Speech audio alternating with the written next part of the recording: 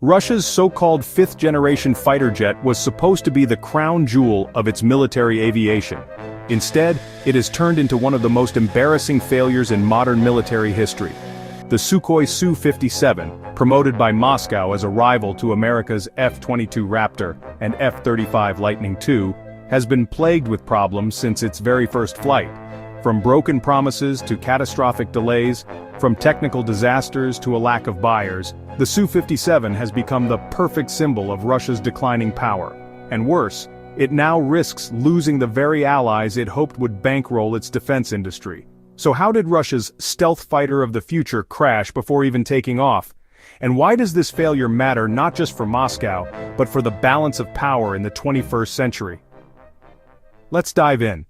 When the Su-57 program was first announced, it was hyped as a bold step into the future. The Kremlin declared that this fighter would match and even surpass the capabilities of Western aircraft. It would be stealthy, fast, lethal, and cheap enough to export to Russia's allies. Russian media parroted the line that this was proof of Moscow's technological genius, a signal that the country could keep up with NATO's best. But here's what they don't tell you. From day one, the Su-57 was a project built on smoke and mirrors. The jet was rushed into development, with Sukhoi and the Russian government desperate to show that they could compete with America. Except, unlike the United States, Russia lacked the massive industrial base, funding, and decades of cutting-edge aerospace experience to actually deliver. The result? A jet that exists more on paper and in propaganda than in reality. Let's start with the basics. To call something a fifth-generation fighter, it needs certain features: stealth design, advanced avionics, high maneuverability, and cutting-edge engines. The F-22 and F-35 both check those boxes. The Su-57? Not so much. Its engines are outdated, its radar signature is far larger than advertised, and the electronics inside are more reminiscent of 1990s tech than of anything futuristic. And that's just the beginning. The Su-57's development has been riddled with catastrophic problems, prototypes have crashed, test flights have been suspended, promised deadlines have been missed again and again, production has been so slow that Russia has only managed to deliver a handful of planes, and even those are not considered combat-ready. For a country claiming to be a global military power, it's humiliating. Now you might be wondering, why doesn't Russia just pour more money into fixing it? Well, because it doesn't have the money. Between international sanctions, the costs of the war in Ukraine, and the overall weakness of its economy, Moscow is stretched thin. Unlike the United States, which can afford massive defense budgets, Russia has to choose carefully where it spends. And the Su-57 has simply failed to justify the investment. And here's where it gets even worse for Russia. The country didn't just plan to use the Su-57 for its own air force, it hoped to sell it abroad. Export sales were supposed to fund the program, making the fighter affordable. Moscow banked on allies like India and China to purchase dozens, maybe even hundreds of jets. But neither country seems interested anymore. India, once considered the key partner in the program, backed out after years of frustration. New Delhi complained that the Su-57 was overpriced, underperforming and nowhere near what had been promised. For India, which dreams of building its own advanced jets, buying into a broken Russian design was simply not worth it. Instead, it is pouring resources into its own advanced medium combat aircraft project, aiming for a first flight by 2029. China, too, has walked away. Why buy an unreliable Russian fighter when you're already producing your own? Beijing unveiled the J-35A in late 2024, a sleek, fifth-generation jet that reflects China's growing aerospace ambitions.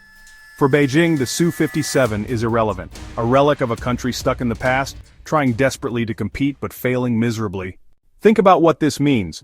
Russia's two biggest customers for advanced weapons, countries that used to rely heavily on Moscow, are now building their own. The Su-57, instead of cementing Russia's role as a global arms supplier, has exposed its weakness. It is no longer a leader, but a follower, scrambling to keep up with nations it once saw as junior partners. And let's not forget the symbolic aspect. For decades, Russia's military industry was its pride, the one sector where it could stand toe-to-toe with the West.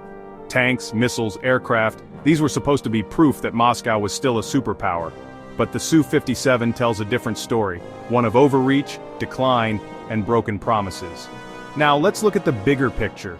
This failure doesn't just damage Russia's prestige, it has real strategic consequences. In a world where advanced air power can decide wars, Russia's inability to field a credible fifth-generation fighter leaves it dangerously exposed. While the US and its allies operate hundreds of stealth fighters, Russia has a handful of prototypes. In any future conflict, that gap could prove disastrous. And here's another layer to the story. Russia's defense industry is not just struggling with planes. Across the board, its military hardware is showing cracks. In Ukraine, we've seen outdated tanks rolling onto the battlefield, shortages of precision weapons, and a reliance on drones imported from Iran. The myth of Russia as a high-tech military power is collapsing before our eyes. But there's still more, because this isn't just about military power, it's about trust. If you are a country considering buying Russian weapons, what does the Su-57 tell you?